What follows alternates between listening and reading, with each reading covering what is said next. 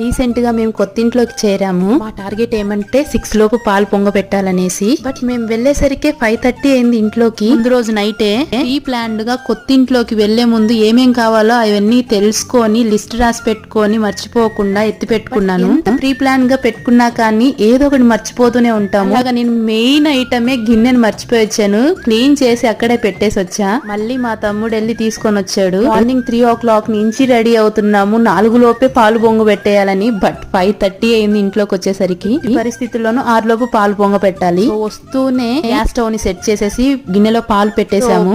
పాలు చూసుకుంటుంటే మా పని మేము చూసుకుంటున్నాము. గదిలో దేవుళ్లను మా హస్బెండ్ అలంకరించారు. నేనైతే గడపను పూజించి ఇలా నిమ్మకాయలు పెడుతున్నా. ముందుది వెనకాల ముందల చేసేస్తున్నా. ఫస్ట్ ముగ్గేసి పూలు పెట్టాల్సింది పోయి పూలు పెట్టేసి ముగ్గేస్తున్నా. ఎట్టకేలకు ఈ గందరగోళపు గృహ ప్రవేశంలో సక్సెస్ఫుల్ గా 6 లోపు పాలు పొంగ పెట్టేశాం. ఏం చేసామనేది రాబోయే వీడియోస్ లో చూసేయండి.